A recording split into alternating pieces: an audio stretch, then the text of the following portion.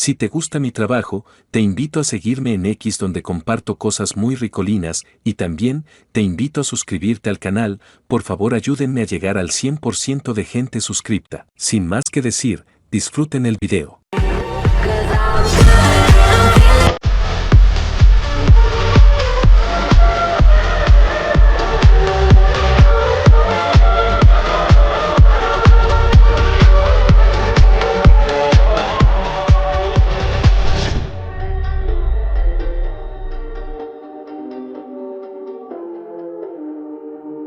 El estudio de animación decide si habrá secuela. En estos últimos días me quedé pensando en cómo es realmente la relación entre autor de una obra independientemente sea manga o novela ligera y un estudio de animación. Porque uno pensaría que el autor es el que decide todo al momento de contratar un estudio de esta índole para tener la adaptación animada de su propia franquicia. ¿A qué voy con esto o qué quiero decir? Bueno. No sé si llegaron a pensar en este tipo de cosas, pero hay veces que mientras se elabora la producción de un anime, dicha adaptación puede ser totalmente fiel a la obra del autor, como por ejemplo las franquicias de DanMachi y Shotaro Slam Derekan, también pueden ser medianamente fieles, como las adaptaciones animadas de las franquicias de Sousei no Myoji, la cual es fiel hasta el capítulo 20 más o menos, y Fuuka, la cual el acontecimiento casi al final del capítulo 12 no es el mismo en el anime que en su formato original, y luego están las que no son para nada fieles a sus formatos originales, como por ejemplo Rio's Wars. Acá solo menciono a esta franquicia porque es la única que yo personalmente conozco que al propio autor no le gustó nada la adaptación que tuvo su anime.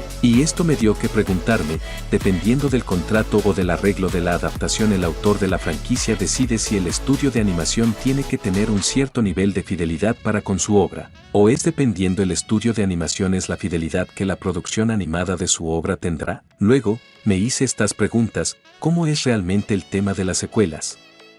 En sentido de que hay animes que uno lo ve y no pide a gritos una continuación y efectivamente tienen más temporadas teniendo franquicias que casi toda la comunidad otaku grita a los cuatro vientos el querer una secuela, como por ejemplo, las grandes franquicias de Rokuden Asimajutsu Kousei to Akashic Records, Rakudai no Cavalry, High School DxD, No Game No Life, Noragami, Nisekoi, Arui Suzumiya, Kenichi, solo por nombrar algunas. Porque hay otakus que creen que esto depende de las ventas que la obra consiga, ya sea de sus Blu-rays, merchandising, o la cantidad de vistas que tuvo la serie en servicios de streaming, y hay otros otakus que creen que depende entre comillas de la cantidad de capital que el autor tenga a disposición, en sentido de que sin importar las ganancias que tenga la franquicia, el autor querría igualmente la adaptación animada de cierta cantidad de su obra. Por poner un ejemplo, el caso de la franquicia de Nagatoro, digamos que gracias al YouTube Fabri-sama sabemos que luego de la Season 1 de esta franquicia, la misma tuvo ganancias y popularidad entre comillas miserables, y sin embargo la misma consiguió su querida Season 2. Y sobre todo como es el tema de las secuelas de aquellas franquicias que tienen justamente secuela pero muchos años después. Porque me quedé pensando sobre estas cosas por mucho tiempo.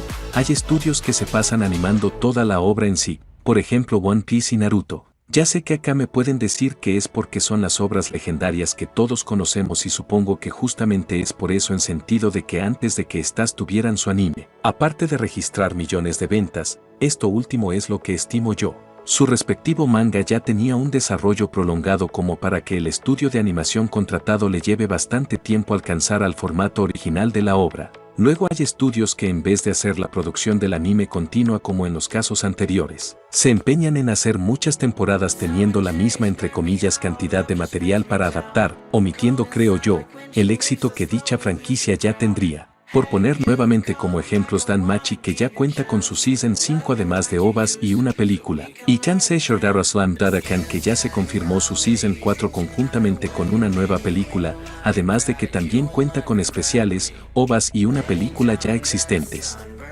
Y que por otro lado, y esto es lo que me importaría saber, un autor contrata un estudio de animación para que su franquicia tenga su anime, ¿no? Bueno, ¿qué onda con esos casos en que el propio autor quiere una secuela de su anime y al parecer no tiene ningún tipo de autoridad con el estudio que contrató? Porque a la hora de dicha contratación, quisiera saber si el autor solo les da el material para lo que entraría en esa primera temporada, o el autor es como si se diera los derechos de su franquicia pero en relación al formato animado de la misma, o sea, y me explico, como que cede los derechos o el permiso de su obra al estudio de animación, lo que a este le da el permiso de realizar la producción de dicha adaptación como el estudio crea conveniente o se le cante, porque recuerdo que el autor de la popular franquicia de No Game No Life llegó a decir que él mismo quiere una Season 2 del anime de su propia franquicia, y también recuerdo al autor de Real Wars que se quejaba sobre el estudio de animación por lo que habían hecho con su obra. Para los que no conozcan dicha obra, es sobre un chico fanático de los trenes y todo lo relacionado. Bueno, en el anime, además de eso, pasan cosas como que él y sus compañeros tienen que ser guardaespaldas de Idols, como policías desactivando bombas de gran magnitud y hasta rescatar rehenes. Y como que la obra termina siendo una serie policial más que una serie sobre trenes y todo lo relacionado a eso, lo que sí, como no vi nada del formato original, no sé qué tan malo hasta inventado fue su adaptación animada. Y bueno, esto nunca pensé que lo comentaría en un video, pero ahí va, tengo el mini sueño de viajar a Japón como muchos de ustedes. Pero yo más que nada iría a dicho país con el objetivo de hacerle todas estas preguntas al presidente de uno de los estudios de animación más conocidos, o quizás a más de uno, para realmente saber a profundidad cómo es el mundo de ser el autor de alguna franquicia y contratar un estudio de animación para que animen justamente mi obra, y qué libertades tiene el mismo estudio a la hora de adaptar una obra. Bueno, hemos llegado al final de este video. Ojalá este tema tan interesante les haya gustado y entretenido. Muchas gracias por ver. Dejen en los comentarios qué piensan sobre este tema. Bueno chicos, estas fueron las noticias más importantes de los últimos días. Recuerden que si quieren ser saludados y o quieren saber si su anime favorito o alguno de los que les guste tendrá a continuación, dejen el nombre en los comentarios e investigaré para el próximo video de noticias anime. Además, aparecerá en mi apartado peticiones de suscriptores. Nos vemos y mucha suerte.